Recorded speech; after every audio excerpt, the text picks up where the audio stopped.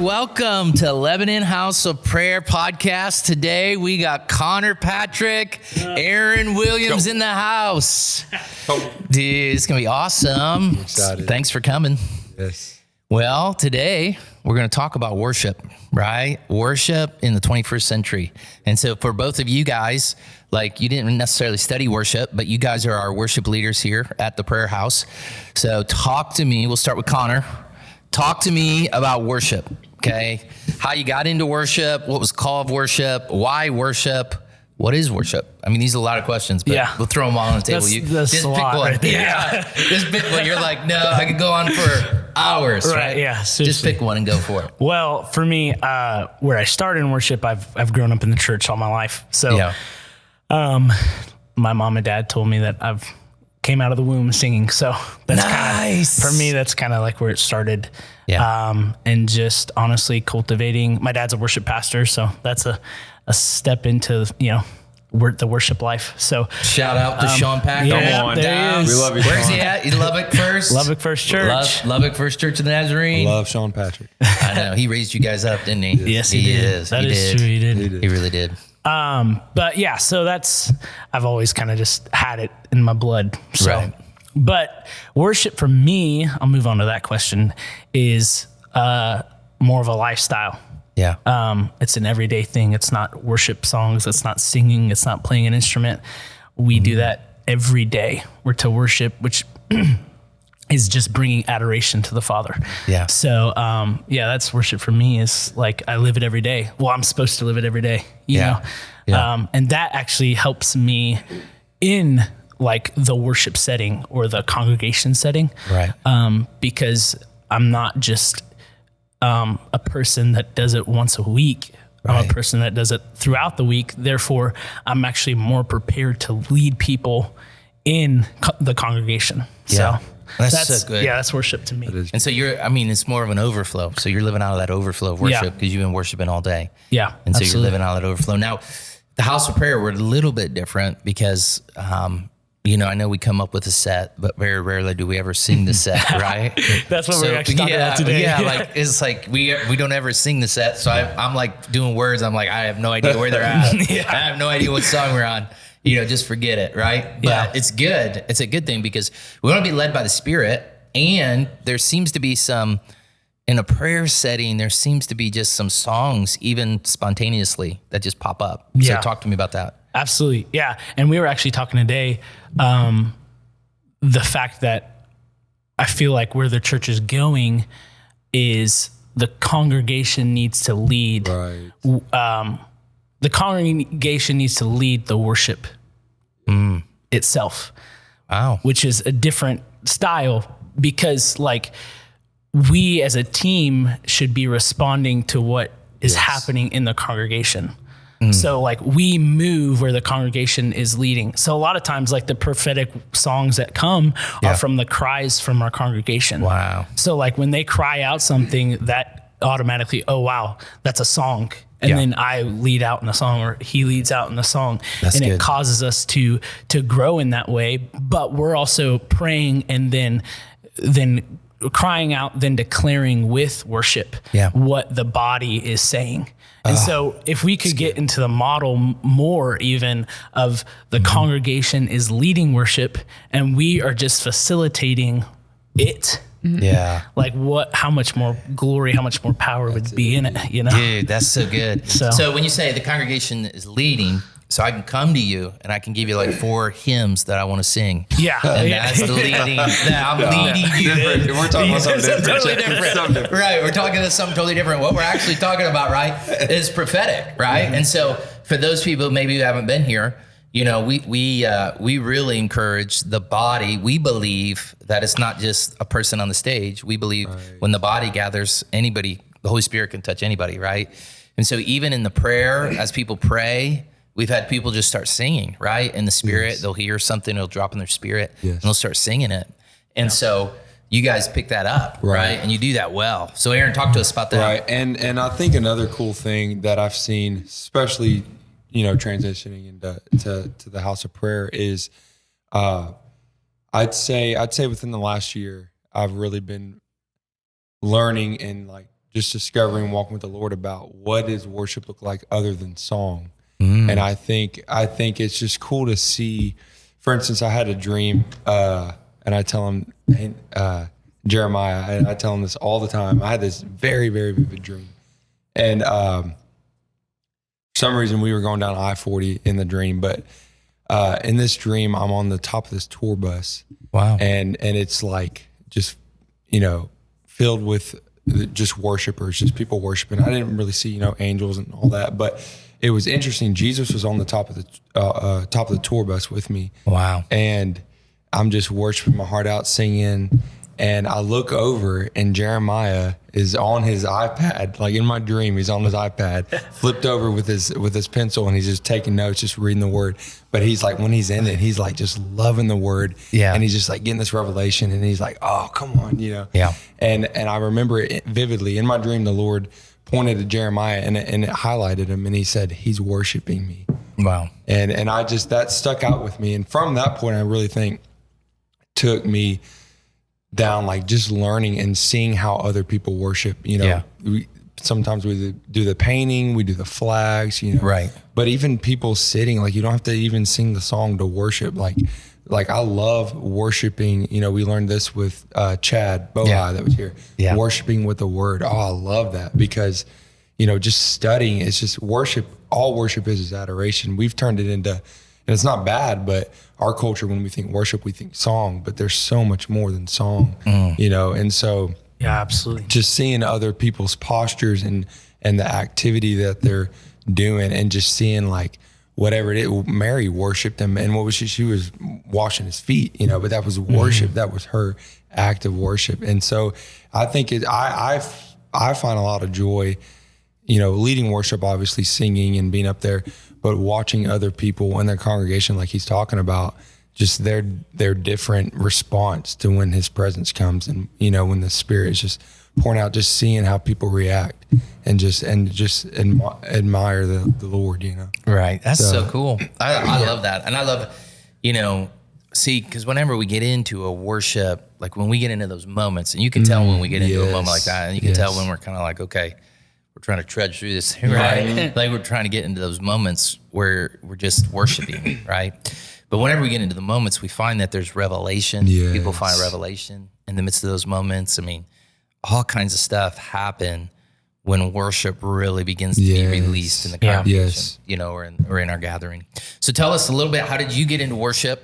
How did you get into lifestyle kind of worship? Yeah, so I would say it goes back to when I moved up here to Lebanon in 2010, and then joined Connor and his dad and Brennan over at Cross Style. They were all leading, and then me and Brennan would switch off on drums and stuff. I would say the most significant and radical shift in my wow, I'm called to this, feeling was probably in 2014. Yeah. I was going to ministry school, and then I ended up doing a year at Trevecca. I majored in worship arts, and I only did a year there. But I think from that point, I realized I definitely have a very strong pull towards worship. And so just throughout that process,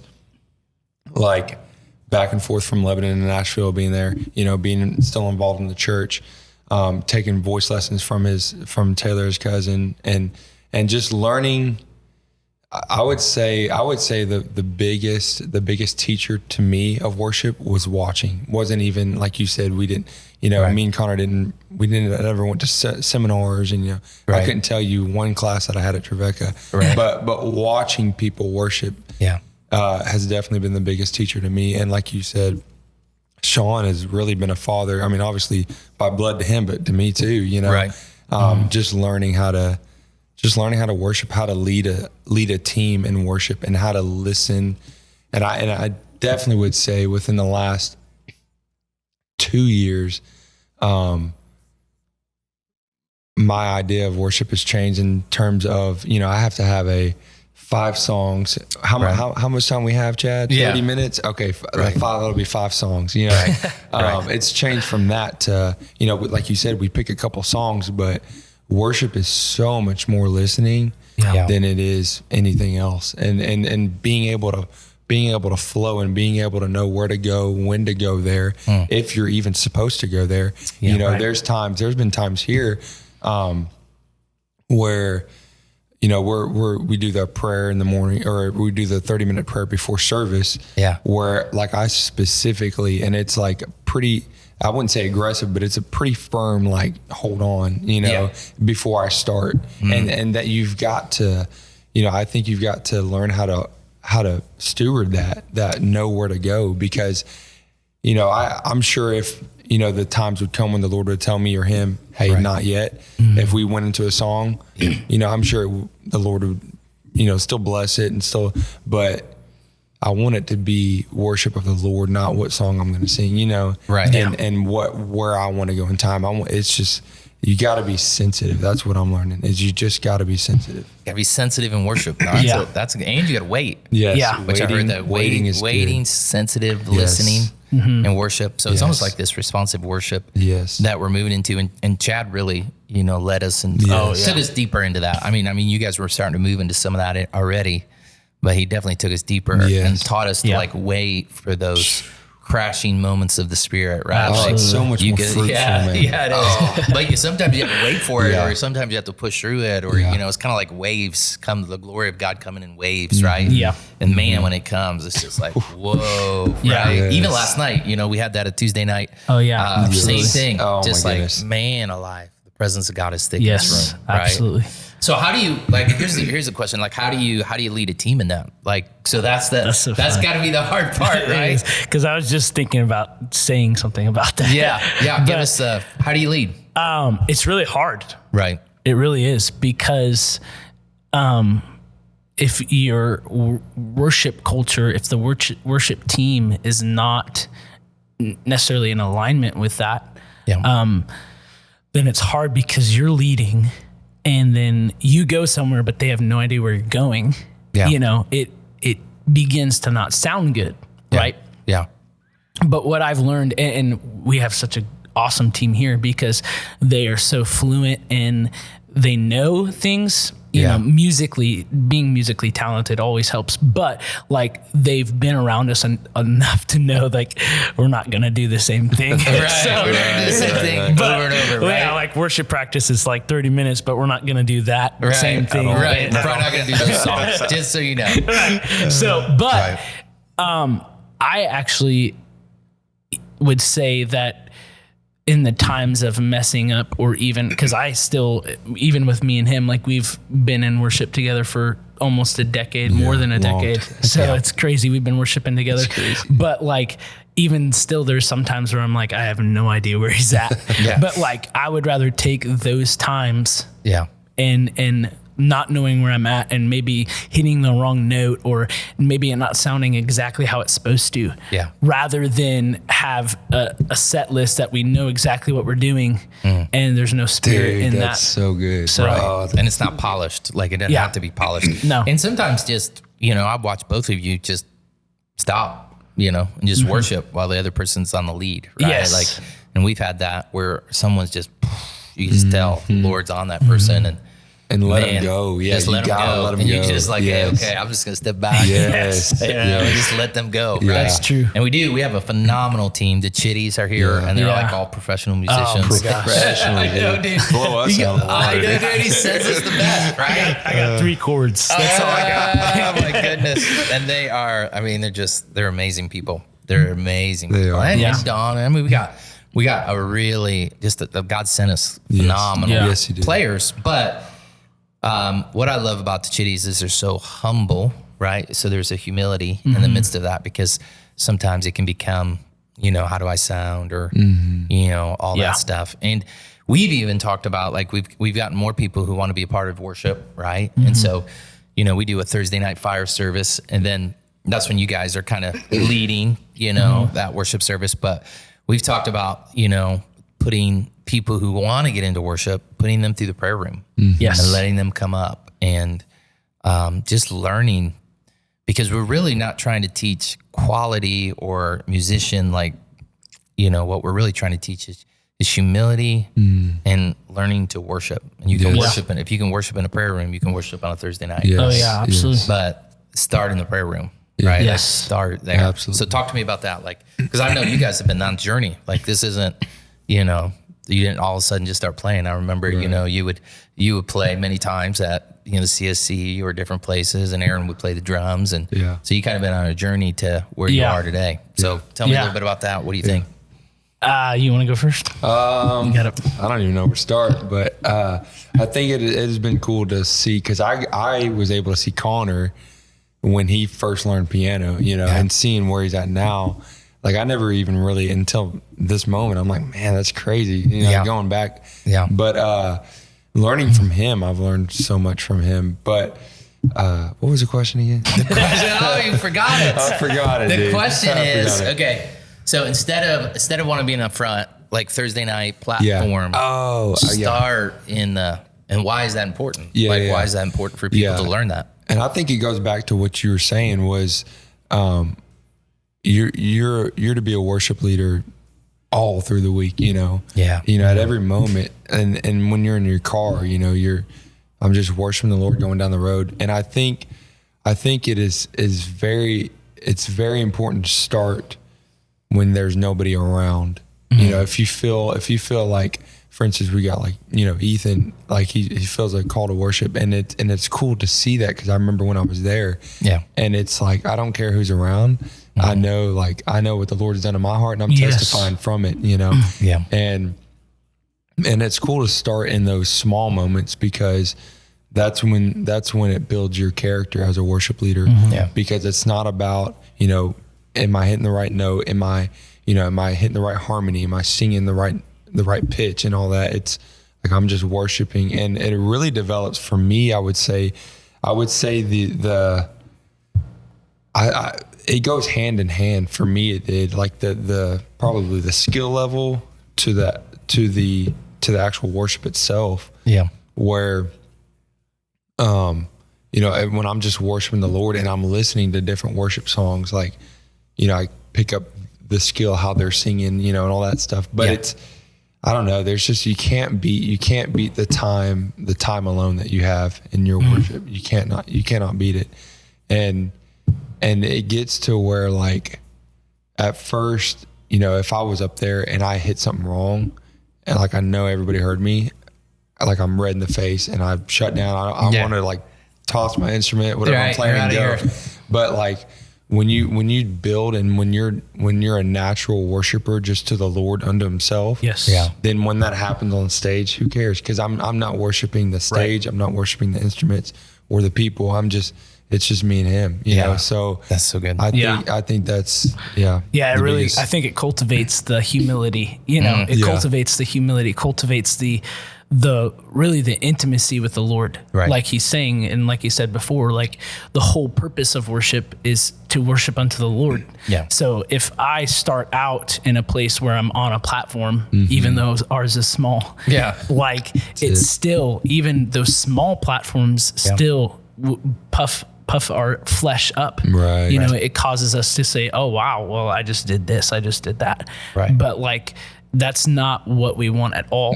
Like, the idea of it being birthed out of the prayer room is, I'm alone with the Father, and I'm worshiping him. I'm my connection with him in worship is being strengthened, so that when I get to the stage, or when I get to the promotion that the Lord has for me, like, I'm not taken out by the waves of what it is to be on stage, or what it is to lead 1,000 people in worship, because I've been in secret. It's that whole secret idea. Like, if I'm in secret, I will become public. But if I'm not in secret, like, the public's gonna take me out, because I'm not strengthened.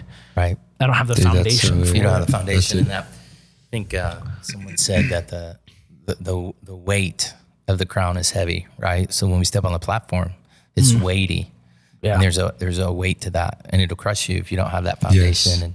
And I love the idea of what you talked about, like, we're worshiping out of heart instead of out of skill, right? So like, we're worshiping out of a heart attitude. And then what you're saying there is, like, this is what I do all the time. So when I step on a stage, this is just a natural progression of, and you're right. Like for me, like preaching, when I listen to other preachers, I pull different things from them. Like, oh yeah, that's kind of cool how he did that, re-engage the audience. But when I'm preached, it's not a profession. It's not a skill. It's not like I'm trying to make this. It's an overflow of what's going on inside, you know? And so I'll use some skill things, but it's not about the skill. It's really about the heart attitude, the overflow. Like, no, this is the word that's God's got inside of me. And it's burning. The same thing in the context of worship. And that's what we've been talking about, like worship out of the overflow, right? Like you don't get what's in the cup. You get everything that's outside the cup, right? Yeah. And so we got to be overflow, right? Yes. You can't be bankrupt in that. And so I don't know, that's just huge in the context of where we're at. And I see, I guess, as I travel, I see people, like I see a big shift or transition happening, you know, in worship, right? Because of what we're talking about. Like we're moving into songs, like God is dropping songs in our spirit and we're just singing those songs back to him, right? And we're singing, sometimes we're just singing the same lyric for a while, over and over. Why? Because that's what God's dropping in our spirit. Yeah. Versus some of where we've been in the past was, you know, some great hymns and great choruses and great songs, but it seems like God's doing something new in this day. And so that's a huge transition for some people, right? Absolutely. You know, people are like, I want to go back to this, right? But how do you bring people into that? Like what's the best way to do that? I think, like realizing, and I've had to realize this in the last couple of years, is those old hymns were revelations in those times. Yeah. Like, oh, that's good. Like we have revelation, like everything that we have, like, you know, you're talking about the Spirit dropping new things. That's a new revelation that the Lord's giving in that moment, like a rhema word, you know, like where those hymns and those choruses or even the contemporary worship, like those are all revelations that the Lord has given to people, but it's old. Yeah. And so like we have to be anticipating the new revelation. And the only way to cultivate that would be in a lifestyle of worship. Yeah. In a prayer room where you're 24/7 praying and worshiping because you're aligning yourself with the Spirit so that new revelation can come. That is good. Wow.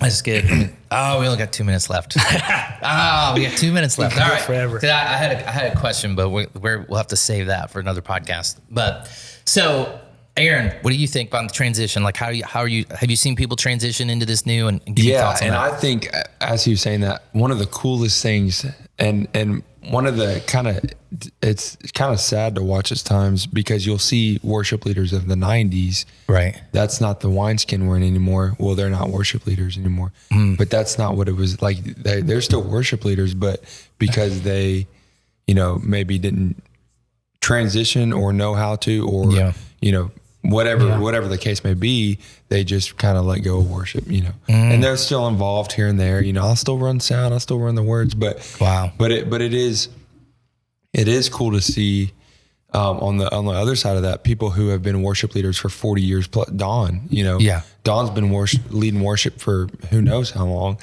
No pun intended, but I'm going to make him watch this. He's going to be like, oh my goodness. That's true, isn't it? But yeah.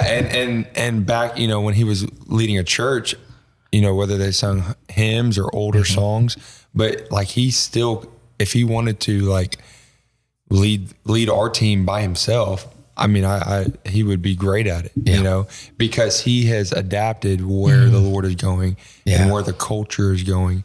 And like what the new revelation of worship is going. And I'm a worship leader, you know, and I'm going where the Lord's going. Yeah, so I'm not singing these old songs, but he's flowing into whatever the Lord's doing. That's so good. Then, real quick, one more thing is my dad has actually said, I was thinking about him this past week, like he said that like nobody wants a 70-year-old worship leader in their church, you know? Yeah. And I just laugh at him. But, and he's probably watching this, but right. Andy's not 70. But so yes, he's not 70. He's getting close. Yeah. He's close. Never mind. But I love you, Dad, but I would say that you're wrong because, and the only reason I'm saying that is because like whoever is following the new revelation, like it doesn't matter how old you are, like, or how young you are. If the anointing, if the new revelation is flowing through you, like that's all that matters. That's all Age that- doesn't matter to it. Yeah. So I think that's so important. That is good. that is so good. Well, this is our time. Our time is up, man. It goes by fast, doesn't it? Yeah. Oh, It's well, sad. thank you It's guys for jumping on and being a part. And Yeah. hey, thanks everybody for being a part of our Yes. Lebanon House of Prayer podcast. If you like the podcast, subscribe on Apple. Also, give us some reviews and give us some thoughts. Give us some feedback because we want to bring relevant content. But thanks for joining us. Done. Cool. All right.